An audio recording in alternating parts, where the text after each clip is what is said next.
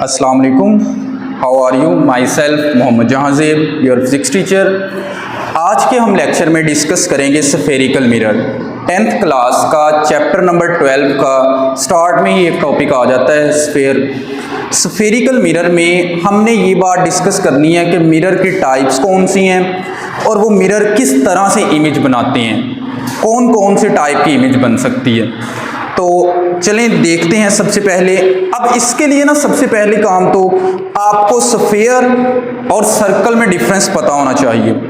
अगर मैं सर्कल की बात करूं तो सर्कल हमारे पास 2 डायमेंशन में आ जाता है, और अगर हम स्फेयर की बात करें, स्फेयर 3 डायमेंशन में, स्फेयर हमारे पास 3 डायमेंशन के अंदर सर्कुलर चीज़ ही होती है। जैसे मेरे पास ना यहाँ 2 ऑब्जेक्ट हैं, मैं आप लोग को यहाँ पर दिखा रहा हूँ। ये देखिएगा आप लोग, अगर मैं इस चीज़ की बात करूँ, ये मेरे पास एक स्फेरिकल शेप है।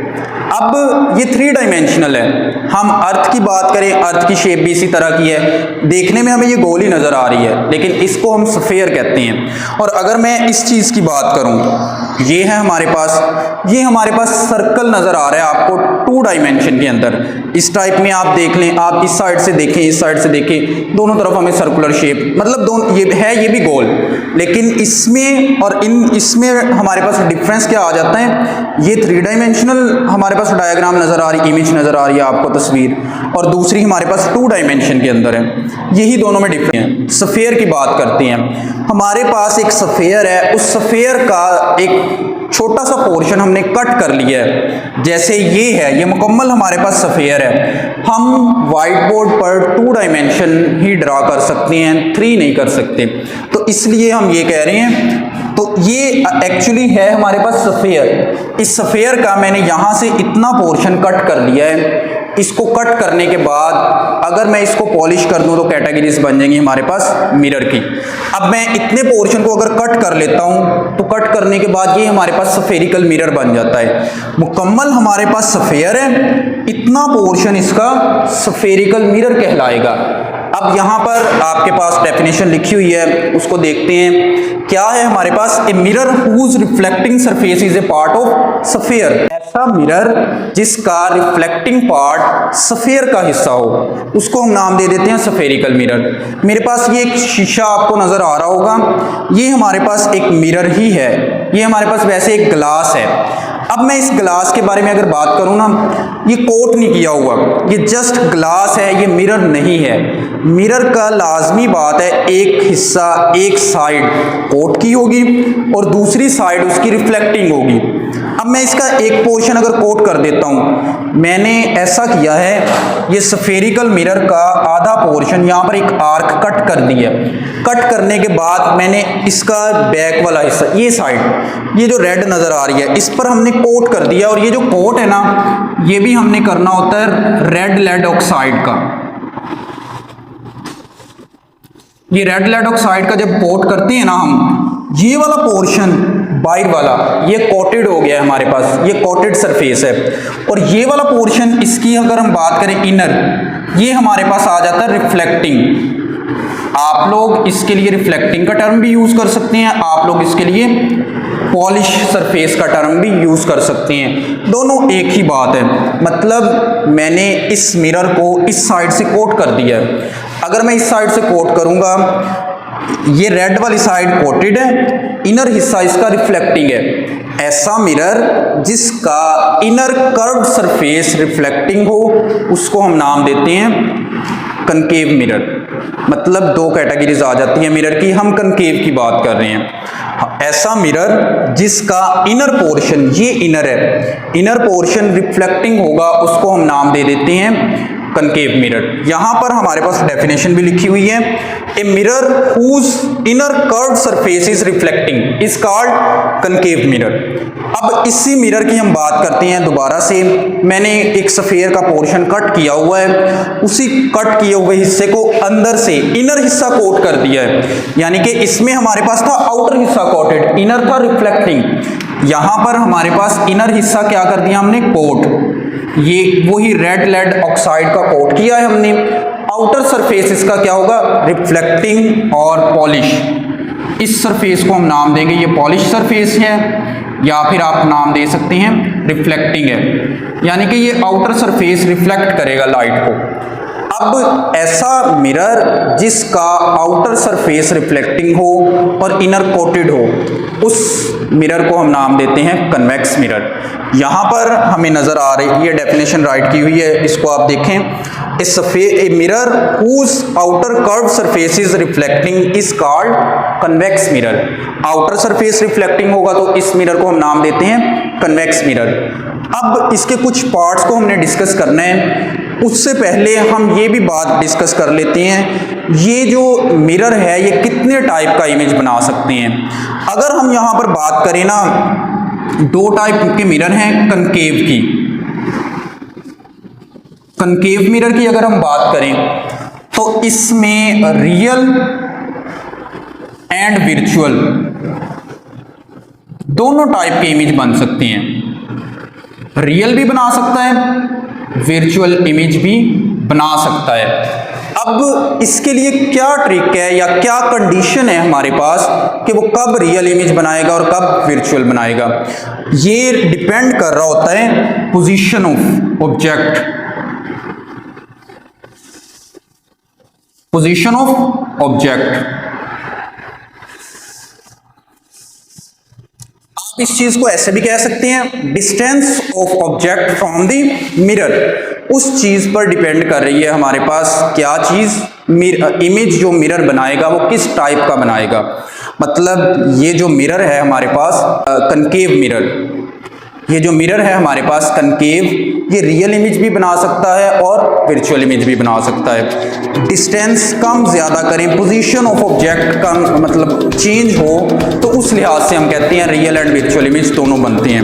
लेकिन अगर हम इसके ऑपोजिट कन्वेक्स मिरर की बात करें, कन्वेक्स मिरर की अगर हम बात करेंगे, ये जस्ट कन्वेक्स मिरर हमारे पास जो इमेज बनाएगा वो विर्चुअल ही होगी। एक तो विर्चुअल होगी और दूसरी स्मॉलर इन साइज होगी।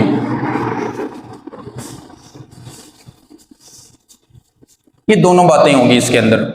तो इसमें डिस्टेंस मैटर नहीं करता, यानी कि पोजीशन मैटर नहीं कर रही। हम कहेंगे विर्चुअल ही इमेज बनाना है, ये रियल इमेज नहीं बना सकता। अगर हम देखें हमारी डेली लाइफ के अंदर इन मिरर के यूजेस, तो कन्वेक्स मिरर हमारे पास स्मॉलर इमेज बना रहा होता है। आप गाड़ियों के शीशे वगैरह देखें साइड पर, जिसमें साइड व्यू ड्राइवर देख रहा होता है, तो उसमें हमें पीछे से आने वाली ट्रैफिक जो गाड़ियां होती हैं वो नज़र आ रही होती हैं, वो मुकम्मल व्यू हमें अच्छे से नज़र आता है, तो वो इमेज को छोटा करके दिखा रहा होता है। तो ये कन्वेक्स मिरर वहाँ यूज़ होता है। अब नेक्स्ट हम बात करेंगे इसके कुछ पार्ट्स के बारे में। अगर तो अब पहली बात तो हम यहाँ पर पोल की डेफिनेशन देखते हैं। पोल किस चीज़ को कहते हैं? पोल हम कहते हैं ये स्फेरिकल मिरर, इतना पोर्शन जो स्फेरिकल मिरर का है, इसका जो मिड पॉइंट है, आप मिड पॉइंट कह लें, आप सेंटर का टर्म भी यहाँ यूज़ कर सकते हैं। सेंटर ऑफ स्फेरिकल मिरर और mid point of spherical mirror is called pole. यानी कि ये वाला पोर्शन, ये वाला पॉइंट, इस पॉइंट को हम पोल का नाम देते हैं। यहाँ हमें डायग्राम में मेंशन भी किया गया है, आप वहाँ डेफिनेशन भी हमारे पास राइट की गई है। Centre of spherical mirror is called pole. यहाँ स्फेरिकल मिरर जस्ट यूज़ किया गया है, मतलब हम ये कहेंगे चाहे वो कनकेव मिरर का सेंटर है, चाहे वो कन्वेक्स मिरर का सेंटर है, दोनों को ही हम पोल का नाम देते हैं। इसके बाद नेक्स्ट बात है सेंटर ऑफ कर्वेचर। ये सी पॉइंट जो स्फीयर, जो मुकम्मल कंप्लीट स्फीयर हमने स्टार्ट में डिस्कस किया है, उस स्फीयर का जो सेंटर है उसको हम नाम देते हैं सेंटर ऑफ कर्वेचर। वो चाहे यहाँ पर हो चाहे यहाँ पर हो, वो सेंटर ऑफ कर्वेचर ही कहलाएगा। इसके बाद नेक्स्ट हमारे पास आ जाती है radius of curvature. Just radius की अगर हम बात करें, मेरे पास अगर कोई भी एक सर्कल है, उस सर्कल के सेंटर से सर्कमफ्रेंस के किसी भी पॉइंट तक का जो डिस्टेंस है उसको हम रेडियस का नाम देते हैं। तो अगर हम यहाँ पर बात करें रेडियस ऑफ कर्वेचर के बारे में, तो रेडियस ऑफ कर्वेचर है सेंटर ऑफ कर्वेचर से जो स्फीयर का कॉर्नर है, या आप सर्कमफ्रेंस कह लें, उस तक का जो डिस्टेंस है, या आप ये कह लें रेडियस जो है इस स्फीयर का, उसको रेडियस ऑफ कर्वेचर का नाम देते हैं। अब इसके बाद ना ये तो हमारे पास इसके मेन कंपोनेंट्स आ गए। अच्छा, तो नेक्स्ट हम डिस्कस कर रहे थे प्रिंसिपल फोकस के बारे में। अब प्रिंसिपल फोकस ये दोनों डिफरेंट है, इनमें कन्वेक्स मिरर के लिए अलग आ जाता है और कनकेव मिरर के लिए अलग आ जाता है। उसको हमें पहले तो इस डायग्राम के ज़रिए समझते हैं, फिर हम वहाँ डेफिनेशन को देखते हैं। हमने ये बात की है कनकेव मिरर यहाँ पर हमें नज़र आ रहा है। इस कनकेव मिरर में इनर पोर्शन, इनर सरफेस जिसे हम कह रहे हैं, वो रिफ्लेक्टिंग है और आउटर सरफेस कोटेड है। अब यहाँ पर पैरेलल रेज प्रिंसिपल एक्सिस के पैरेलल रेज हैं। हम प्रिंसिपल एक्सिस हमने लास्ट टाइम डिस्कस किया भी है लेक्चर में कि वो लाइन जो पोल और सेंटर ऑफ कर्वेचर को मिलाती है वो प्रिंसिपल एक्सिस है। ये लाइंस, ये रेज हम कहेंगे इनको, रेज पैरेलल जा रही हैं प्रिंसिपल एक्सिस के। आफ्टर रिफ्लेक्शन, टकराने के बाद रिफ्लेक्ट हो रही हैं बैक, और वो एक ऐसा कॉमन पॉइंट हमें नज़र आएगा जिस पॉइंट में से तमाम की तमाम रेज पास कर रही होंगी। उस पॉइंट को हम नाम देते हैं प्रिंसिपल फोकस। अब यहाँ हमें नज़र आ रहा है आफ्टर रिफ्लेक्शन एक पॉइंट पर मीट कर रही हैं ये लाइंस। जिस पॉइंट पर मीट कर रही हैं उसको हम प्रिंसिपल फोकस कहते हैं, और ये प्रिंसिपल फोकस को कैपिटल F से डिनोट किया जाता है। और इस फोकस को हम रियल प्रिंसिपल फोकस कहते हैं, यानी कि इट्स मीन कनकेव मिरर के अंदर जो प्रिंसिपल फोकस होता है वो रियल होता है। नेक्स्ट, इसी के ऑपोजिट हम बात करते हैं कन्वेक्स मिरर के बारे में। कन्वेक्स मिरर में हमें यहाँ नज़र आ रही हैं रेज पैरेलल जा रही हैं प्रिंसिपल एक्सिस के। आफ्टर रिफ्लेक्शन, टकराने के बाद वो रेज वापस बेंड हुई जब तो डाइवर्ज हो जाती हैं। वहाँ पर इस केस के अंदर, कनकेव के केस में, ये इकट्ठी हो गई थी रेज, ये कन्वर्ज हो गई थी। यही रीज़न है कि हम इस मिरर को कन्वर्जिंग मिरर का नाम भी देते हैं। और वहाँ पर हमारे पास आफ्टर रिफ्लेक्शन, आउटर सरफेस से जब रिफ्लेक्ट होती हैं तो रिफ्लेक्ट होने के बाद वो रेज बिखर जाती हैं, डाइवर्ज हो जाती हैं। यही रीज़न है कि इस मिरर को हम डाइवर्जिंग मिरर भी कहते हैं। अब इन दोनों में हमारे पास ये बात आ जाती है, एक तो इनके दोनों नाम आ गए, कन्वर्जिंग और डाइवर्जिंग। उसमें रियल फोकस बन रहा था, उसमें रेज खुद ब खुद मिल जाती हैं आफ्टर रिफ्लेक्शन। इसमें डाइवर्ज हो रही हैं तो खुद नहीं मिल रही। हम इसके लिए डॉटेड लाइन पीछे इमेजिनरी लाइन्स ड्रा करते हैं। ये इमेजिनरी लाइन्स ड्रा करने के बाद ये जिस पॉइंट पर मिलेंगी वो इसका प्रिंसिपल फोकस और फोकल पॉइंट कहलाता है। ये हमारे पास जो फोकस पॉइंट है ये वर्चुअल होगा। वहाँ तो रियल बन रहा था, यहाँ वर्चुअल बनेगा क्योंकि ये खुद ब खुद नहीं बन रही। इसके अलावा यहाँ पर हमने राइट भी की है इसकी डेफिनेशन। ये जो हमारे पास कनकेव मिरर के केस में प्रिंसिपल फोकस और कन्वेक्स मिरर के केस में प्रिंसिपल फोकस की डेफिनेशन दोनों की अलग अलग हैं। और दूसरी बात, इसमें जो हमारे पास कनकेव मिरर के अंदर प्रिंसिपल फोकस बनता है वो फ्रंट ऑफ मिरर होता है। यहाँ आप देखें मिरर का फ्रंट ये वाला रिफ्लेक्टिंग पोर्शन है, इसके फ्रंट पर प्रिंसिपल फोकस है। इस केस में हमारे पास जो प्रिंसिपल फोकस बनता है वो बिहाइंड द मिरर बनता है।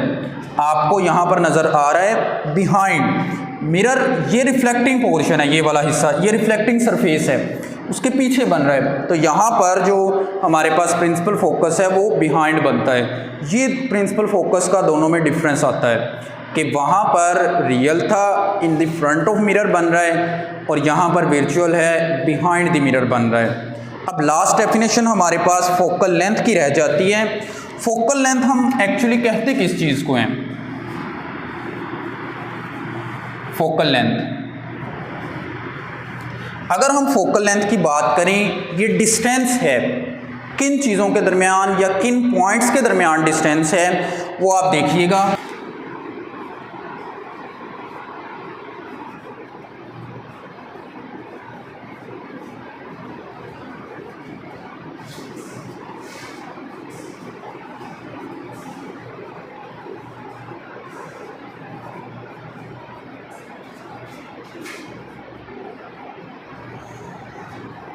ये हमारे पास फोकल लेंथ की डेफिनेशन आ जाती है, the distance from pole to principal focus of mirror.